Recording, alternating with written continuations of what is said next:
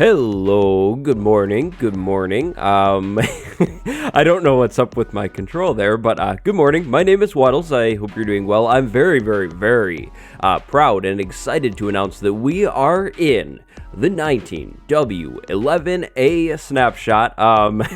You are witnessing a very odd bug that I found with the third person. Yeah. But yeah, so Snapshot video today. I'm excited. It's been 2 weeks, but it's felt like a year and a half or something like that. But in this video, we'll be going over everything new in the 19w11a Snapshot, which is probably the last big village and pillage snapshot, and I will explain why later in the video, but for now I think we should just jump right into things. Sorry about all that view changing. So what do we have here? We have some changes and updates to the smithing and fletching table, a brand new banner pattern that you probably saw behind me, quite a bit of villager changes finally. A lot of the stuff is coming over from the Bedrock edition this time, and then some other small changes like changes and adjustments to the accessibility settings and some TNT stuff.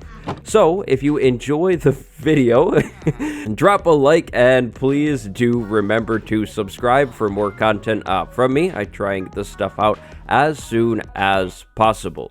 Let's jump into the tables first. So a little bit of bad news here for you guys. No uses. Then unfortunately, there will be no uses for these tables in the village and pillage update. So that means these are the only two tables that will have no uses. However, there is a crafting recipe. For the smithing table, you'll need 4 planks and 2 ingots, which I think is kind of interesting. I would have thought it would be 2 planks and 2 ingots, but right here, that's the recipe. So craft it up like this, and then you can place it down. Villagers can use this as a workstation, but we cannot interact with it in any form whatsoever. The same thing goes for the fletching table. No interaction on our end, but the villagers can indeed interact with it, and the crafting recipe is just like the smithing table, save for the ingots. We'll be using flint for this table instead. So there's the table. You can craft it in survival, of course, but nothing to do with it, which is a big bummer. However, the devs, or the changelog, states that the changes to these things will be implemented in the next major update, which I think there are some takeaways from that statement there. We're going on a bit of my own theory at the moment, so take this with a grain of salt. I know nothing more than any of you, but maybe these tables have something to do with new combat or new weapons or something like that. A smithing table could totally, of course, have to do with the tools and weapons in the game. And then, of course, the fletching table has to do with the bows, as we can see right here. That one is pretty straightforward. So maybe these will have something to do with a new combat system or something. I might dive into that in a different video, but yep, so that's about it for those 2 tables and the last 2 tables. So on to the new pattern, which is absolutely amazing looking. I really do love the look of this thing. Now, as of right now, it is only in the creative menu, or of course it can be given to you with the give command, so no survival obtaining yet, but I'm sure that'll change in time, or at least I hope it will. So let's take a look at it. We have a light blue banner, a lime dye, and then of course the globe pattern. We'll slide into the loom, of course, because that's how we use patterns now. Throw the globe pattern in, and then let's go with the lime dye, and here we go. We have a blocky version of the earth, which I think looks very nice. I like it. It's cool. It's fun. And of course, I am very curious to see what all of the wonderful banner artists come up with involving this one, because of course, this is something entirely new. We can say no earth whatsoever. That's bad. We can put earth in jail, I guess. We could put a target on the earth. I don't like that one.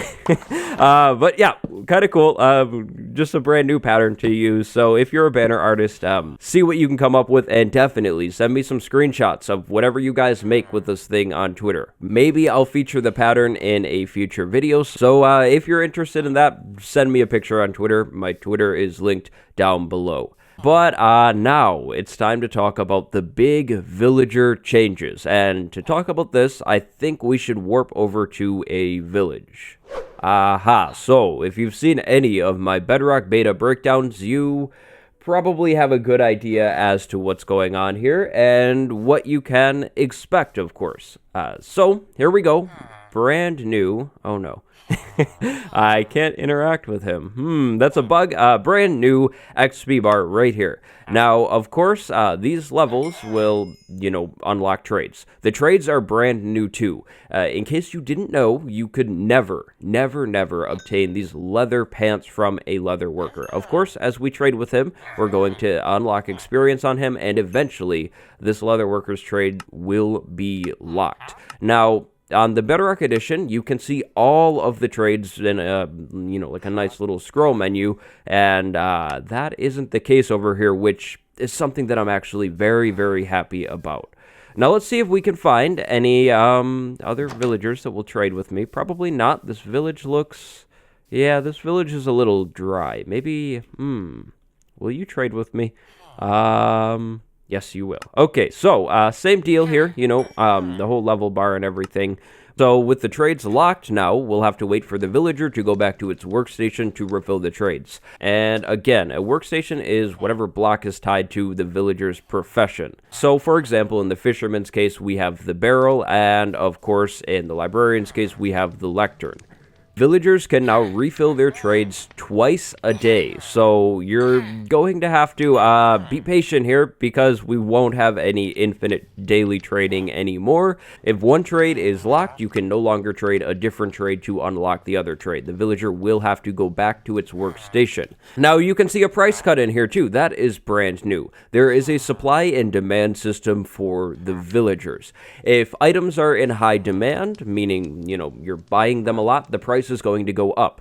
If you're not buying things too often, then the price of some other trades will go down. So I bought a lot of coal from this guy, and he cut the price of the axe, even though he doesn't have any axes to sell. Overall, there are a ton of new trades, and I will definitely be diving into that in depth at a later time. I don't want to waste a bunch of time in today's video and scroll through a bunch of trades. As you level up the villager, more trades will become unlocked. One thing that isn't over on this version of the game quite yet, but I'm sure will be, is the bell mechanic. So on Bedrock, if you ring a bell, villagers will run inside, and that is not the case over here quite yet. Villagers also now have a daily schedule. This means there are hours for work, there are hours for sleeping, and there are hours for just socializing. Villagers will gather around bells and just kind of talk, I guess. Now, I've been waiting around here for a little while, and these villagers are not interested in refilling any kinds of trades or anything like that, so I think it's time to test out the bed mechanic. So let's time set and go midnight and see if these guys will actually care. It seems like they don't. No, yeah, they do. They do. He's going inside. Okay, and we should be able to see a sleeping villager. Aha. Here is a sleeping villager. So this is what they'll do at nighttime now. They'll sleep through the night, just kind of lay there. Of course, you can't sleep in the same bed, and they won't trade with you during the nighttime. You get this message, the bed, oh. That's interesting. I'm sure that's not right. Oh, and I'm okay. Well, I'd like to not. Yeah. So, yeah, it's a little buggy right now. As you can see, his head is inside of the bed. But, yeah, they'll sleep now as well. Now, village detection has been completely changed. This is probably, well, definitely going to change how iron farms are designed. Village detection is no longer based upon doors. Village detection is now based on the villagers' location. So their bed, their work site, and their meeting point, which I believe is the town center or the bell. Iron golems will spawn if enough villagers can meet, which that's the big thing. Iron farms are probably going to completely change in this update, so be ready for that. You already know that I will be working on designs, testing things out, and I will get a tutorial out to you as soon as I can figure something out. But in short, that pretty much sums up all of the new villager stuff for now. Like I mentioned, I will be diving into this stuff a little more after I have some more time to take a look at it. One final little thing that I'd like to note is the change to this building right here. We now have 2 armor stands with 2 pieces of armor on them. I did not place those in. That is a structure change. I will be going ahead and taking a look at the structure files to see if there are any other big changes, and if there are, I will keep you updated on that as well. And then, as I mentioned earlier in the video, there are some small changes as well. There have been quite a bit of changes to the accessibility settings, which is just overall a good thing, and the TNT drop rate has been changed. When there is a TNT or minecart TNT explosion, there is a 100% drop rate. I believe this is for the blocks that are being blown up. And then, the update, how close is it? Well, I did a little bit of digging this morning on Twitter while waiting for the snapshot, and I found this reply from Dinnerbone. You might be happy to hear or to read that the Village and Pillage update is very close now, which is amazing. The changelog for the snapshot also hints at that as well, so maybe we'll see it soon. I wouldn't be surprised with a late March or an April release date at some point. There's a lot to process this time. What do you think? Share your thoughts down below. My name is Waddles. If you enjoyed this video, please drop a like and subscribe. I have tons of other things like a second channel, a Twitter, a Patreon, and all of those things are linked down below. Definitely slide into the Discord as well if you're into memes and just good talks. Thank you very much for watching. Go have a good day. My name is Waddles, and I will see you next time. Goodbye, everybody.